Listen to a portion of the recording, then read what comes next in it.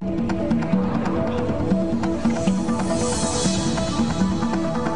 New York Stock Exchange. When the funds in your 401k buy or sell stocks, chances are they trade them here or on another big exchange like the NASDAQ. Every time funds do that, brokers charge a fee. It's a legitimate cost, but the funds don't pay it. You do. And here's why that matters. Critics say brokerage fees can double the cost of your funds without you knowing it, because funds deduct this charge from your returns without sending you a bill. When Audrey Ledbetter, a Ford hourly worker in Chicago, heard that, she wasn't just mad, she was damn mad and pissed off. That's sweet. If I figured I could get more money and I've lost it because I wasn't informed because Ford didn't try to inform us, I'd be damn mad. No. To learn more about hidden brokerage costs, we headed to Bluegrass Country to talk some more with Dr. Greg Caston, president of Unified Trust Company, and a board-certified anesthesiologist whose chief specialty these days is diagnosing what ails retirement plans.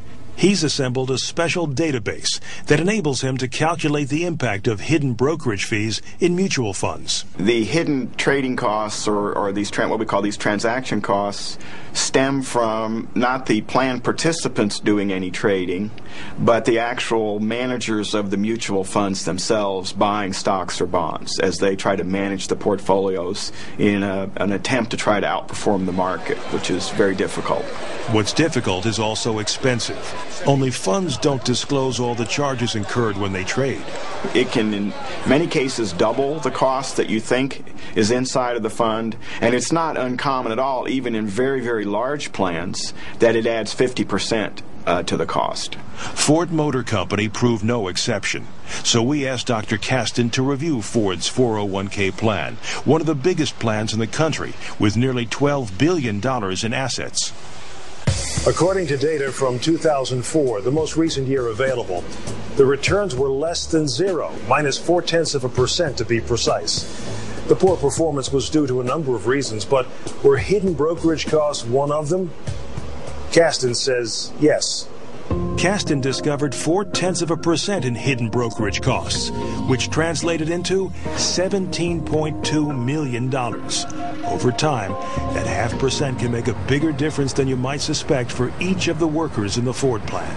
How much of a difference? Maybe 10% of their retirement account balance when they want to retire. Maybe 15% of their ending balance will be gone because they didn't pay attention to those hidden brokerage and trading costs.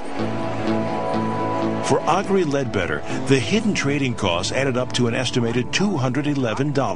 Don't get me wrong, Ford does take care of us.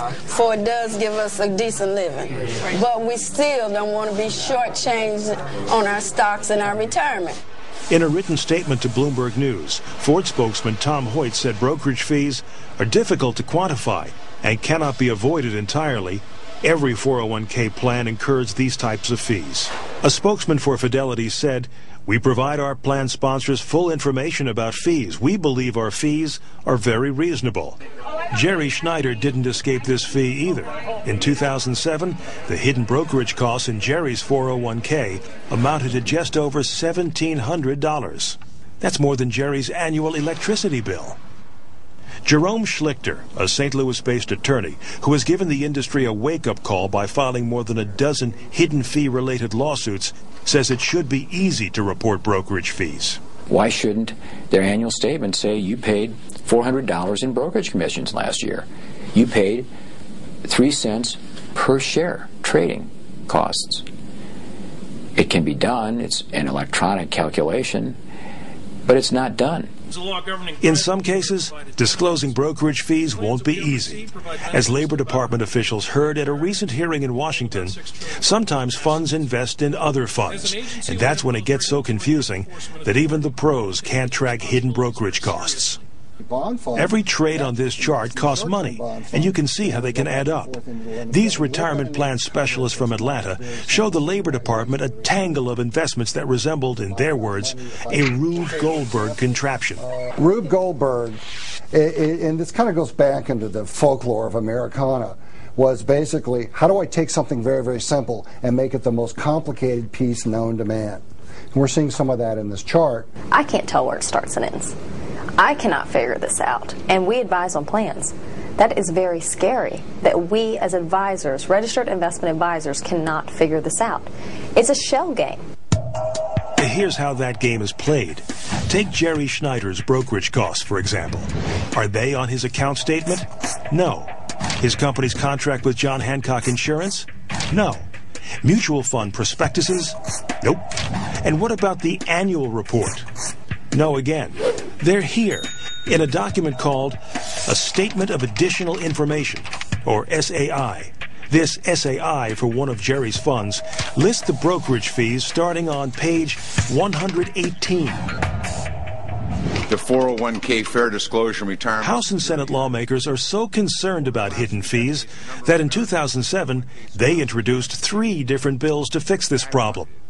Remember in The Wizard of Oz when they say, pay no attention to the man behind the curtain? Pay no attention to that man behind the curtain! Because there's a whole scam, there's a whole front going on, and you're not supposed to figure out what's going on behind the scenes. That's what the problem is. So what I think we have to do is pull back the curtain and say, here's how much money your fund earned. Here's how much money the managers took out of it. Here's how much money you got left over. The bill introduced by the House Education and Labor Committee has already gotten over one big hurdle. In April 2008, it passed in committee, and that was over Labor Department objections. That participants generally are not going to benefit from voluminous, lengthy disclosures. The Labor Department wants revenue-sharing fees and other financial conflicts of interest reported, but objects to demands from Congress that all fees be disclosed. The mutual fund industry prefers things stay the way they are now, and critics say that's not surprising. Americans have more than $3 trillion in 401ks, and a big chunk is managed by mutual funds. Hidden fees amounting to just 1% means $30 billion in revenue for the industry. The investment company Institute, which represents mutual funds, is warning that a law requiring the full disclosure of fees could do more harm than good. It would, at the very least, become extremely costly and difficult for mutual funds to be offered to employee benefit plans. This debate comes at a critical time. Unless 401k balances climb a lot higher, more and more Americans could be forced to work in their golden years to make ends meet because Social Security isn't enough to live on. And as SEC Chairman Cox put it, pension plans are going the way of the 8-track tape. Fees can make the difference between having a comfortable nest egg and joining the ranks of the elderly unemployed. You know, we can't be absolutely certain about a lot of things in the stock market. But the one thing that I am completely certain of is the more the fee I pay for the provider of the product, the less there will be for me. And Jerry Schneider? He admits he still gets a little steamed when he thinks about all the money he's paid without knowing it. But he says his chief concern these days is for his kids. The younger generation isn't going to have Social Security. I mean, that's going to get knocked out sooner or later.